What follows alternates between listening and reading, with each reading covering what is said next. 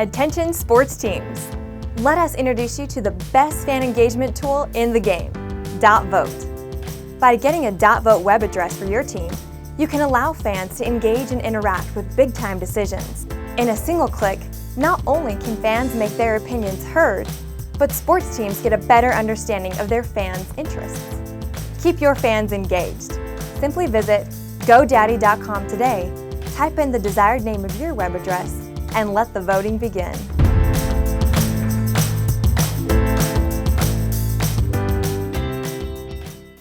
Quarterback problems all around the NFL, and it's only week 3. We dive into it next and talk with Wall Street Journal senior reporter Rachel Bachman about the biggest change U.S. runners have made that's making a big difference. It's all right now on Gordon Damer on Sports.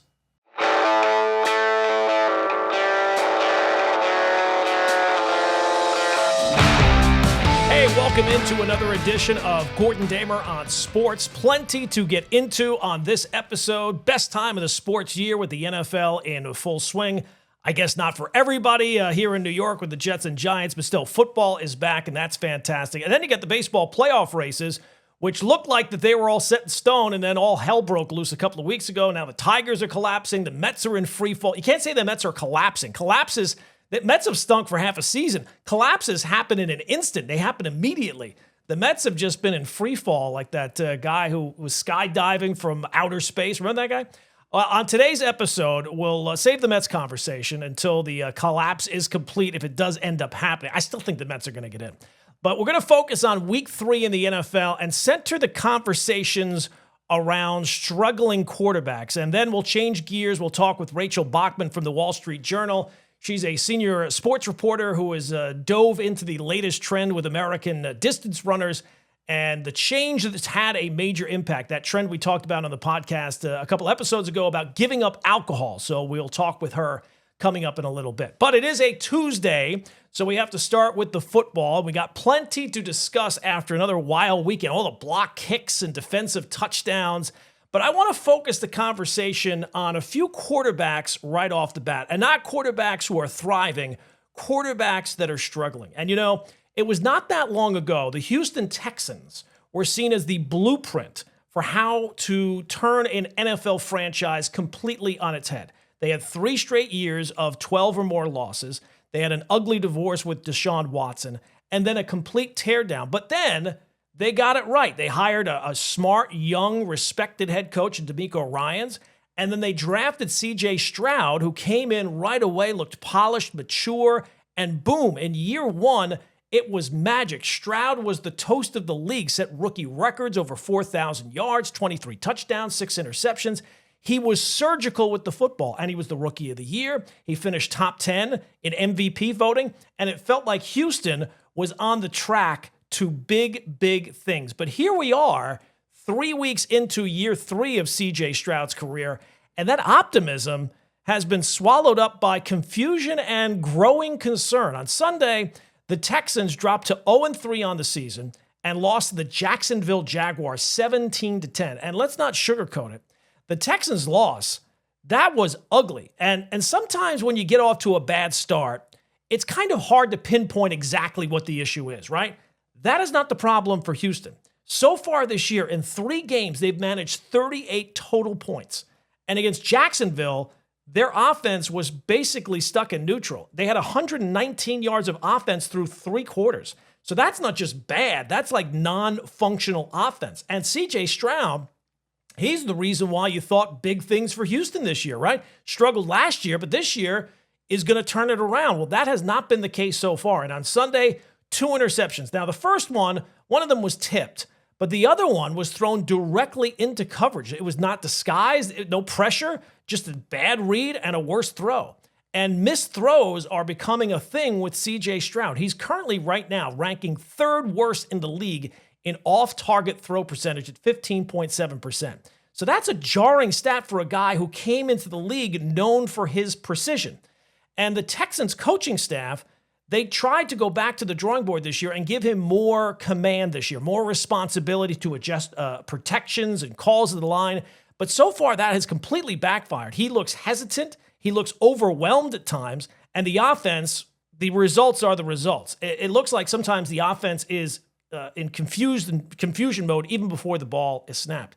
And if you go through the numbers of his career, C.J. Stroud's passer rating, turnover-worthy percentage, off-target percentage, as we mentioned, everything is trending in the wrong direction. It's year 1, year 2, and now year 3. And it's, a lot of times people talk about Houston and the offensive line is not a strength. That's true. But, you take a look at the numbers. His time to pressure really hasn't changed that dramatically in 3 years. It's about 2.56 seconds.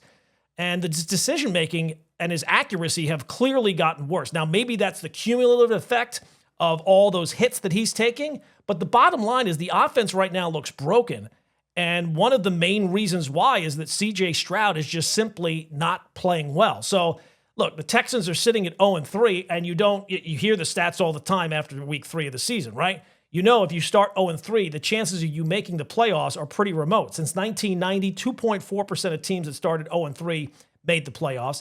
And since the 14-team playoff format began in 2020, no team has recovered from 0-3 to make the playoffs. So the season for the Texans is spiraling out of control. And this week they get the Titans. So that's basically a must-win. If Houston drops to 0-4, the season is over before it really began. And if Stroud continues to struggle, you might be looking at a quarterback confidence spiral that's really kind of hard to pull out of. And it's kind of hard to pinpoint exactly what's going on. Now, DeMeco Ryans, he's still got the defense playing at a very high level, but the offense has to give you something. And if Stroud can't get that going soon, it seems like Houston will go from this model organization who's got it turned around to back in quarterback wilderness in 2 years. And here's where things kind of get dicey because Stroud is eligible for a contract extension this offseason. Now, after his rookie year, seemed like a done deal. And even now, because quarterbacks are just so hard to find, it's probably still going to get done. But that now feels a lot more complicated because Houston has a lot of problems on offense. It's not just Stroud. Their run rate is terrible. I think they're dead last in success rate on the running game. They're 22nd, according to PFF, in pass blocking, so that has certainly not helped either. And they've not scored 20 points in any game so far this year. Now, it's only week 4 coming up. There's still time to turn things around. So the roster is part of the problem there. And the offense in whole, it's kind of in a shambles, right? The running game's they're not taking pressure off Stroud.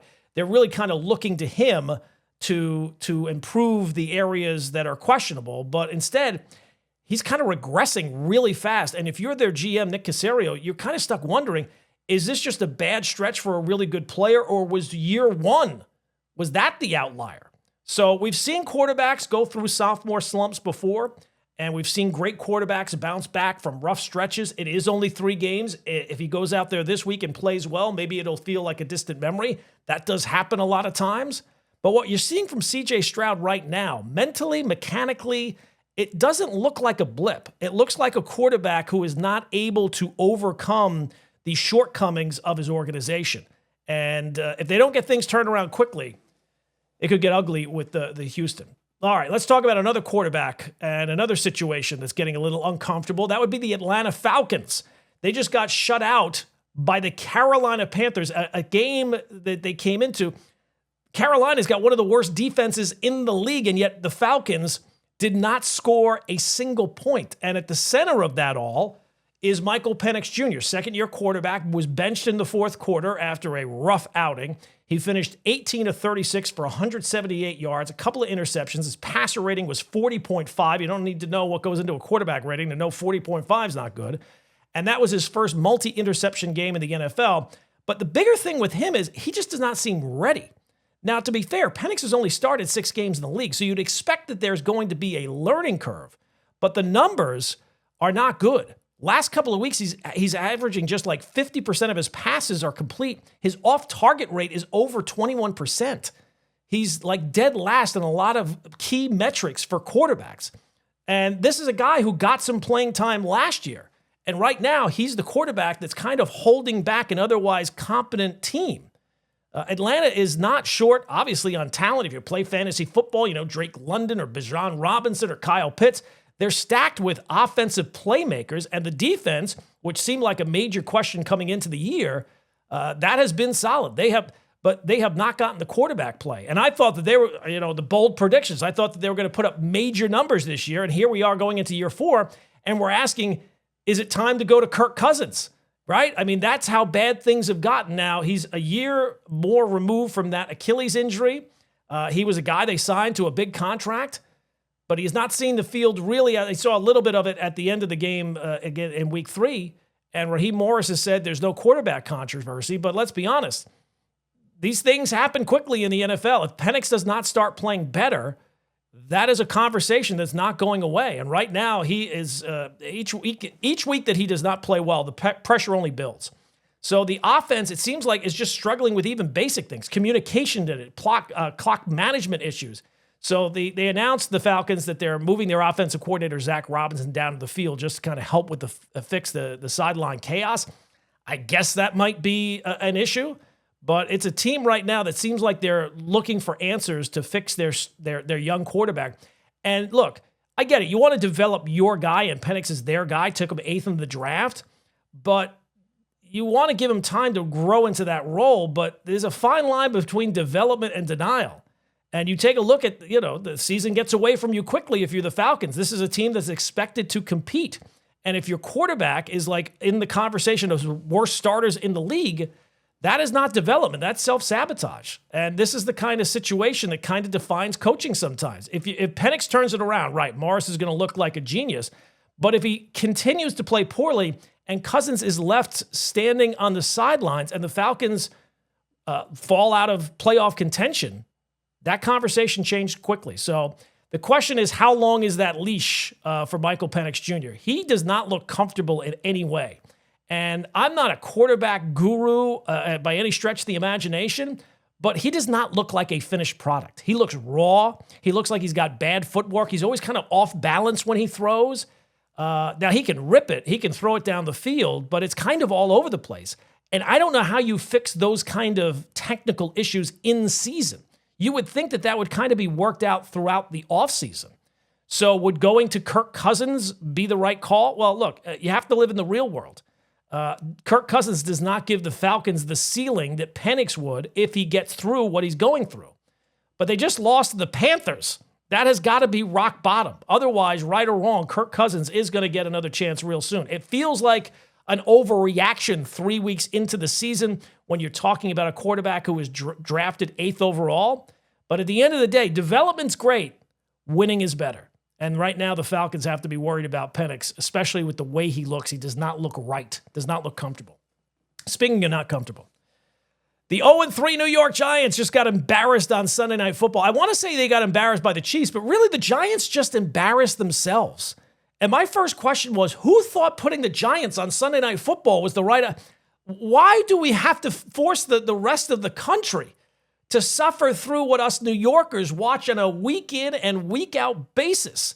And the New York Giants, it's almost like they're trying to overtake the New York Jets as the most incompetent organization. But why make the rest of the country suffer that? Like, the country's going through enough.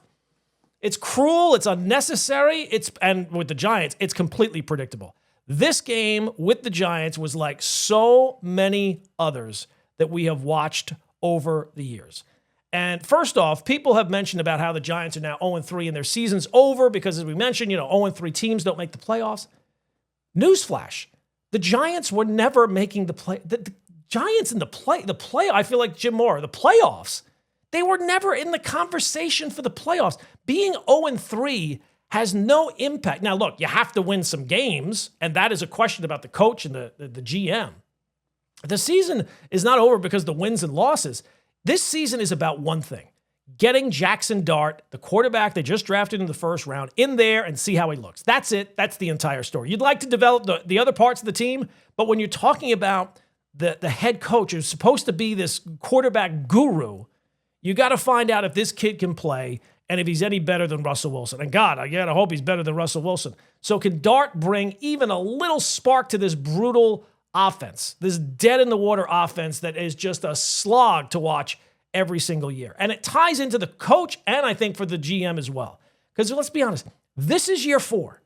This is year 4 for Brian Daboll, and this is year 4 for Joe Schoen. You don't get excuses anymore. There's no more rebuilding. There's no more give it time. There's no progress at all. The Giants have no progress. There's no identity, and there's no direction outside of straight down, like a plane falling out of the sky.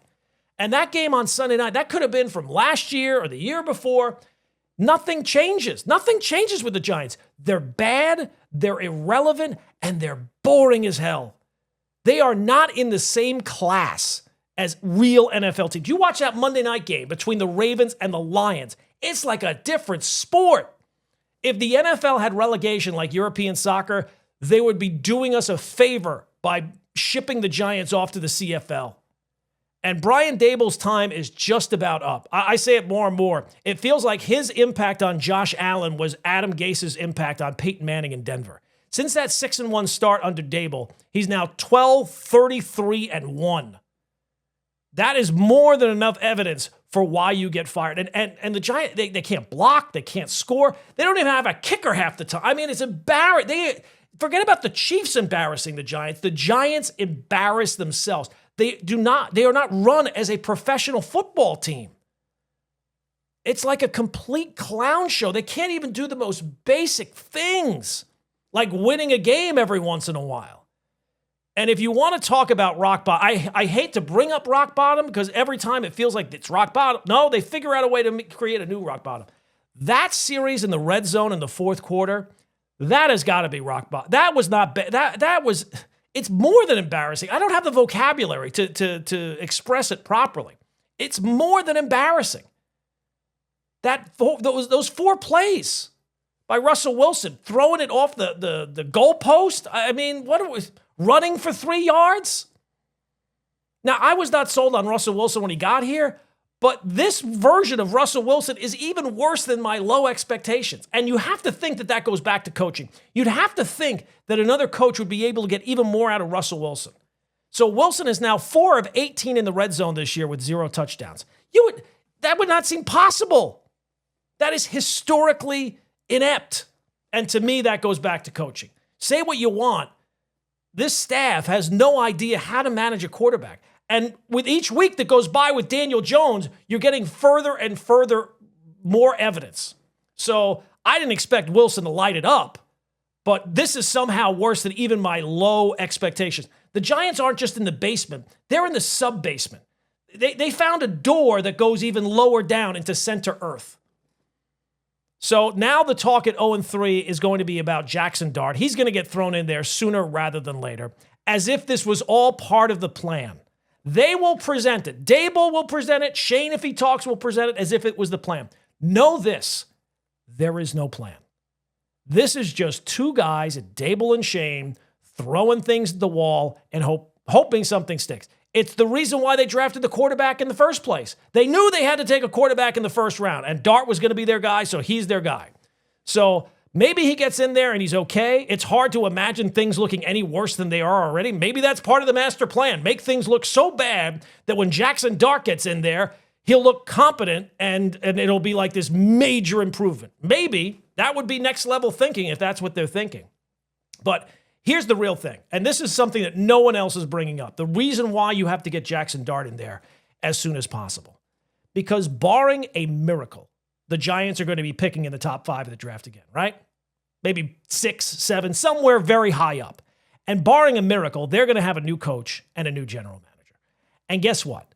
If a new regime comes in, they are not going to tie themselves to a quarterback they didn't pick unless Jackson Dart shows them something on tape. You can't force the next guys to come in and say, you got it. No, you can't do that. You got to go and hire the best people available and let them make the decision.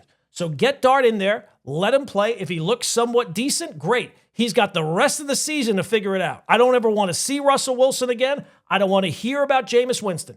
Get Jackson Dart in there, and so it goes. But if he looks lost, if he looks like another rookie who is typically going to be overwhelmed by the situation and a terrible organization, well, then maybe he's going to be another wasted pick. And maybe it's time to hit the reset button again. And that is very possible. It never made sense to bring back Dable and Shane after last year. You would have been better off making the clean break then. But at the end of the day, this is what the Giants are. The Giants are not just bad. They are organizationally broken. I keep hearing all these former players say, oh, they have better talent than this. They have better players than this. Maybe. When is that going to show up? When are we going to get to see some of those great players and see some actual progress from the organization? Because right now it feels like we're just watching a disaster movie on repeat. And it has the same ending every single time. So Jackson Dart, God bless you. Good luck. You're all we've got. And hopefully you're going to be better than Russell Wilson. That wouldn't be hard. Speaking of bad football teams from New York, then you got the Jets at 0-3. And they have a new head coach in Aaron Glenn. You know, there was a ton of optimism surrounding Aaron Glenn when he got the job, right? Former Jet player, a Parcells guy. He's paid his dues throughout the league. He's coming over from Detroit. He's charismatic. He's ready to lead. All going to be great. And who knows, maybe it will turn out to be that way. But here we are, 3 weeks in, and the optimism is fading fast if it's not already gone. It might already be vanished, I'm not sure. But what Aaron Glenn said after Sunday's loss ticked me off, and it should really tick off Jet fans. He was asked about the same old Jets. He said, well, we're not the same old Jets. And I don't even know what that means. Well, here, Coach, here we go. You just got here. So you're not responsible for the years of dysfunction that preceded you. But for the fans, the ones who have lived it week in and week out, year in and year out, they are absolutely justified to feel like this is the same old Jets. You've had 3 games, 2 of which were winnable. You blew both of them. And then the other game, your team did not even remotely show up and got absolutely steamrolled by the Buffalo Bills. So when you come out with a soundbite, well, you know, we're not the same old Jets. Coaches always love to tell you that they're about controlling the controllables, right? They're not focused on the outside noise. Well, here's some advice. Don't focus on the outside noise. Stop losing games. Start looking like an NFL team. I had 2 expectations for the Jets this year. Let me see Justin Fields play every single week and find out if this guy's a quarterback or not. And for Aaron Glenn to look like he knows what the hell he's doing. So far, 0 for 2. So yes, this is absolutely the same old Jets. And look, fans don't want it to be the same old Jets. They're not rooting for the team to fail. They've given their lives, they've given their fandom and their money to watch this dreck year in and year out. And all they're asking is for something different. So Aaron Glenn is not being held to some unfair standard. If anything, he's been given the easiest pass since he got here. And so far, you've given them nothing back. A couple of nice quotes when you got here. The defense is atrocious. Even by Robert Saleh standards, it's atrocious. The offense is kind of broken. And you guys have seemingly lined up the worst quarterback situation in football. And it's week 3 of the season. So look, I hope for Jet fans' sake that Aaron Glenn gets it turned around. I hope he's not another guy who's going to be in and out here after a couple of years. But if you want fans to believe things are different, well, then you got to start to show them something. Because right now, yes, it absolutely feels like the same old Jets because it's the same old results. You have to win some games. You have to show that there's some progress. And right now, there's been no progress under Aaron Glenn. So yes, it is the same old Jets. All right, now on to Rachel Bachman and runners in the U.S. making one big change that's made all the difference. We're now joined by Rachel Bachman, who wrote that article about the American runners and their shift away from drinking alcohol. Rachel, thanks for giving us a couple of minutes. I really enjoyed the article. Thanks so much. I'm glad to be here. Do you think that this is more being pushed by the younger generation, or is this being pushed more by the data that people are seeing? Wait a sec, we now have the technology to be able to kind of measure these things. Which one is it, do you think? I think it's a combination. And of course, layered underneath the whole thing is this larger societal shift away from drinking alcohol that really is being led by younger people. Yeah, no question. Let's start with the big picture. How did this first get on your radar? I have to admit, it was a tweet. So Nick Willis, the great New Zealand miler, tweeted, I think, a couple of months ago that he had noticed runners partying less, as he called it. And that he made the connection between that phenomenon and the rise of American middle and longer distance runners. And this is pretty intriguing. I've written a lot about distance running and why the US is getting better. Whole bunch of factors. Certainly super shoes are exerting a pretty big influence, among other things. But it was intriguing because this was a reason I had not seen floated before. So that's when I really started digging into it. Was this something that runners kind of found on their own, or was there a universal tipping point where people said, "Wait a sec, that this is what this person's doing. I'm going to start doing it as well"? I think that over a number of years, younger people were, just had been drinking less. As I Mhm. said, it's just been part of the culture. But also, I spoke with one marathoner who actually competed in the world championships that are going on right now. And he said he thinks that kind of a turning point was the pandemic when more and more runners really embraced wearable technology, which, has been around for a while, but it's gotten increasingly detailed. So you can measure things like basically your sort of physiological readiness. And he noticed that when he had even just a few drinks, it significantly affected his readiness the next day. And so that coupled with the fact that, as runners get faster, it gets more and more difficult to improve on that performance. And so what we're talking about here is really a marginal gain, right? It's not going to turn someone from like a duffer into an Olympian, but if you're already running at a very high level, it might help you shave, a tenth or a hundredth of a second off of your finishing time. And that's really what these guys are looking for right now. They're looking for those really slim marginal gains. Has there been anyone you talk to who's been resistant that they enjoy their alcohol and they're just they'll find other ways to make up those fractions of a second? I mean, not who openly admitted it. I have no doubt that there are some people still drinking, but what really struck me in digging into this was how significant the culture of drinking was in distance running in the past. That it was very common for instance, in Eugene, Oregon, there's a bar called the Wild Duck that a lot of athletes would go to after the big meets there, and just get drunk, and kind of let loose. And the same thing happened at a bar that's actually since closed in Manhattan called Coogan's. I wrote about that in the story, the Fifth Avenue Mile. All the runners would go up there and just let loose and get really drunk after that.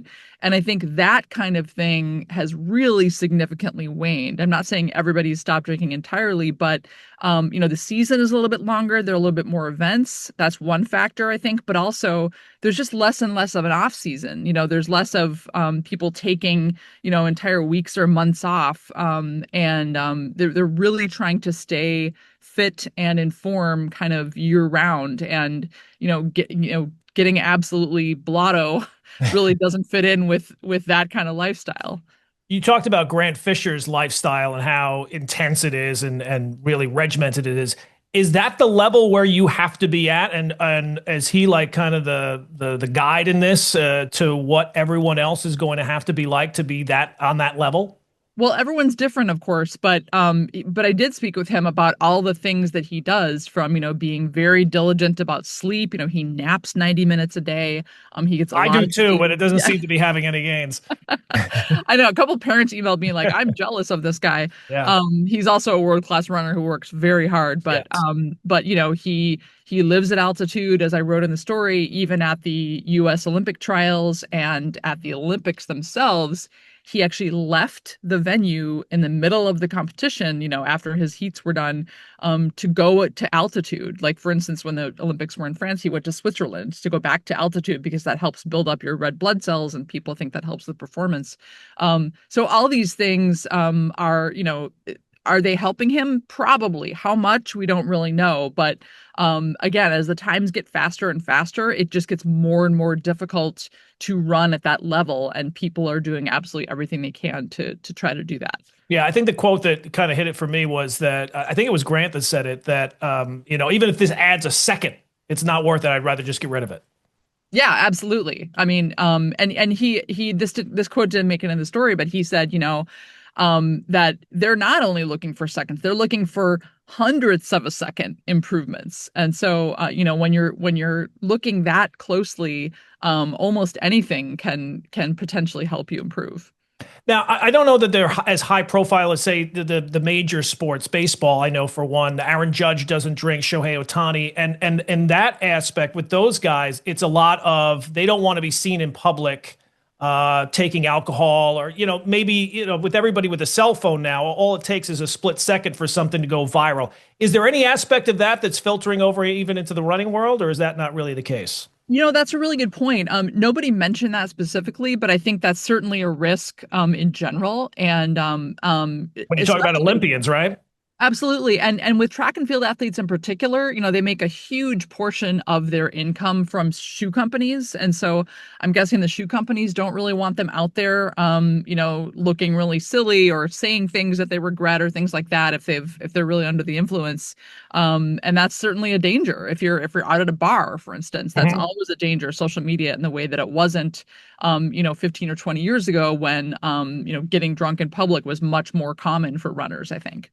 Yeah. The social aspect, I would think that was a big appeal as well. After a race, everybody gets to let loose. Has there been anything that has replaced that? If drinking's out, what is in? That's a great question. And I don't know if there's a universal replacement. I think some guys still do go out and they might have one beer or just have nothing, have iced tea or something. But I do think that does also reflect our culture, that we're a little bit more disparate in how we gather. We gather less. And I think, which some people say is probably not great for society. So I don't know that anything has replaced it. I mean, Grant mentioned to me that, he likes to get together with friends, so a much smaller group as opposed to like a giant group of, mostly strangers. And so I think some of that is happening, and of course, one Craig Engels, the great miler I talked to, mentioned that he likes to take edibles, and a lot of people don't realize that cannabis is actually legal under the World Anti-Doping rules. You just can't take it during a competition or around the time that you might be tested at a competition. So he said a number of runners he knows also, take edibles to sort of relax and unwind. But that's not necessarily as social as going out to a bar and drinking with people. It's a different experience. And I think a number of people have sort of transitioned to those kinds of experiences that aren't necessarily group social activities. Yeah. Do you think that that's where things are moving for the next 5 to 10? Where do you see this kind of having an impact over, like, say, the next 5 to 10 years? Well, there definitely is a macro trend around, non-alcoholic beer is selling much, much better. So I think, again, the societal trend is in some cases pushing this, but also following it. And again, as the times get faster, it's just going to be more and more difficult to do these things. So I think we are going to see a lot more runners and probably athletes generally drinking less, because there is research that says that it interferes with your sleep. It really interferes with your just sort of your overall physiological readiness and performance. And so as people care more about those things, I think a lot of people are going to be drinking less. Yeah. Yeah. One final one. If you had one thing that you want people to take away from the article or listening to this, what would it be? Well, the really interesting thing to me was that the early days of the running boom were so steeped in alcohol. That was completely new to me. So road races were sponsored by beer brands. And I got a reader email that said, the Marine Corps Marathon, they used to have like a draft beer truck near the finish line. And you could drink all you wanted. I mean, it was just like a completely foreign concept. So that was really interesting to me. That also mirrored the culture at the time. But it spoke to how radically things can change over time, both in society and in sort of the culture of a race and a sport. It also speaks to how much more professionalized running has gotten. So, again, there's much more money at stake, so people are much less likely to be cavalier about how they're training and performing. And so on the one hand, it's much healthier probably not to get drunk. On the other hand, I do think some of those old timers I talked to lament, kind of the loss of this more convivial kind of celebratory culture that definitely has shifted as we've moved into this more competitive era. Rachel, great piece. Really enjoyed it, and hopefully we can talk again somewhere down the road. Thanks much, Gordon. My pleasure. Remember college? Well, now college is over, and here comes your student loan debt. Is your private student loan debt keeping you up at night? You really need to talk to YRefi. YRefi refinances distressed or defaulted private student loans that others won't touch. They can save you thousands of dollars and get you a custom payment that you can afford. And they don't care what your credit score is. Don't let private student loan debt ruin your life. Call YRefi today. All right, that's going to do it for another edition of Gordon Damer on Sports. If you've not already, if you've listened this long, please hit that subscribe button.